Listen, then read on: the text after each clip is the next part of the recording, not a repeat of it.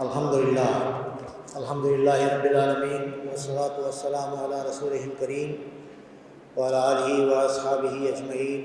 قال اللہ تعالیٰ فی القرآن المجید: اعوذ باللہ من الشیطان الرجیم، بسم اللہ الرحمن الرحیم. ومن احسن قولا ممن دعا الی اللہ وعمل صالحا وقال اننی من المسلمین. ولا تستوی الحسنۃ ولا السیئۃ ادفع بالتي هي احسن فإذا الذي بينك وبينه عداوة كأنه ولي حميم. وما يلقاها إلا الذين صبروا وما يلقاها إلا ذو حظ عظيم. اما بعد، باعث کا تشریف فرما جناب عبدالعظیم صاحب، chairman Karnataka state minorities commission, doctor Javed یقین صاحب آج کے مہمان خصوصی، مولانا فاروق مولانا رشادی صاحب اور دیگر معززین، اور یہاں اس محفل میں تشریف فرما نہایت معزز و محترم حضرات خواتین. بہت نوبل آبجیکٹیو ہے، عمدہ عنوان ہے اور ایک اونچا مقصد ہے جس کے لیے مائنورٹیز کمیشن نے یہ اجلاس منعقد کیا ہے. فرقہ وارانہ ہم آہنگی اور امن، یہ ہماری اس ملک کی ایک بہت بڑی اور بہت ایک ابھری ہوئی ضرورت ہے جس کے لیے ہم سب کو کام کرنے کی ضرورت ہے. واقعہ یہ ہے کہ ہمارا ملک ایک زمانے سے، کئی سینچریز سے، بہت سے مذاہب، بہت سے تہذیبیں، بہت سے زبانیں، بہت سے کلچرز کا ایک گہوارہ رہا ہے.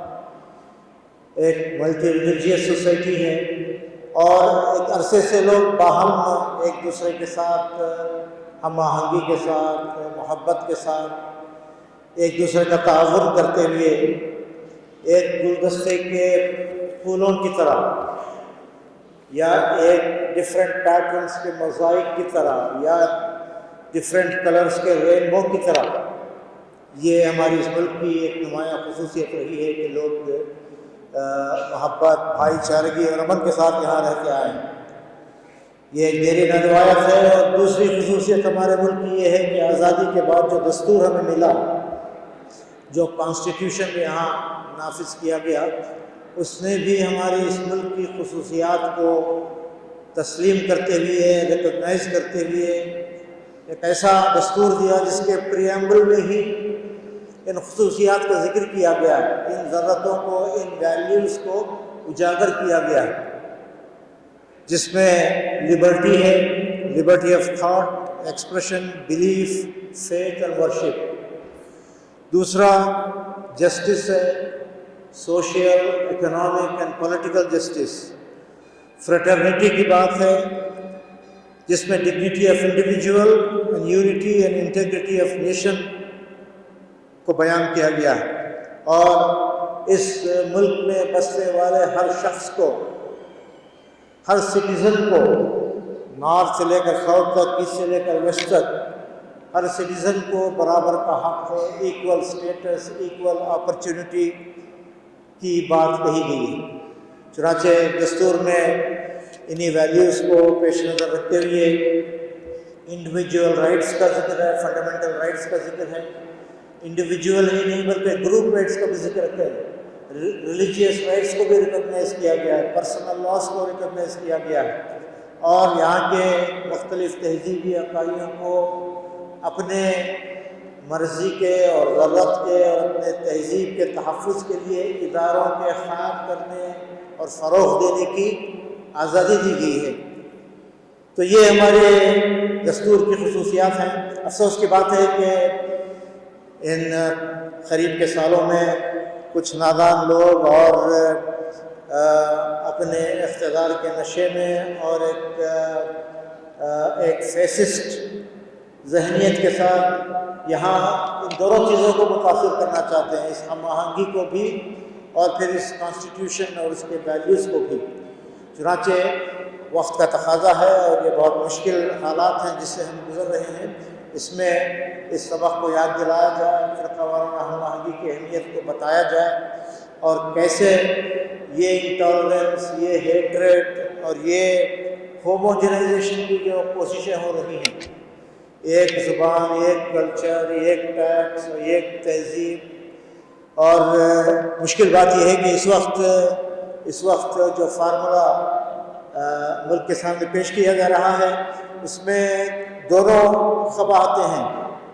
ایک طرف ماڈرن ویسٹرن آئیڈیالوجیز کا جو سب سے بڑا ابھرا ہوا ناسور تھا، یعنی نیشنلزم کا، اگریسو نیشنلزم کا، جس کے نتیجے میں قوموں کے درمیان کشمکش پیدا ہوتی ہے، اور ہم نے دیکھا کہ دوسری جنگ عظیم کی اسی کا نتیجہ تھی۔ ایک طرف اس اگریسو نیشنلزم کو، میجورٹیرینزم کو اور دیگر اقلیتوں کو نظر انداز کرنے یا سیکنڈ کلاس سٹیزن بنانے کی کوششیں ہو رہی ہیں،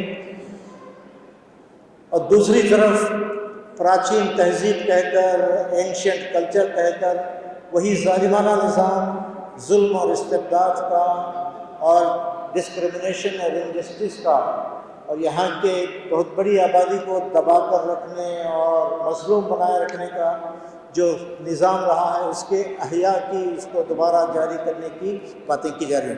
ان حالات میں ہم سب کی ذمہ داری ہے، صرف مسلمان ہی نہیں بلکہ یہاں کے دیگر مذاہب اور اقلیتیں، ہم سب کی ذمہ داری ہے کہ بقائے باہمی کی، محبت اور بھائی چارگی کی اس کیفیت کو بڑھاوا دینے کی، اس کو پروان چڑھانے کی ہم سب کو کوشش کرنا چاہیے۔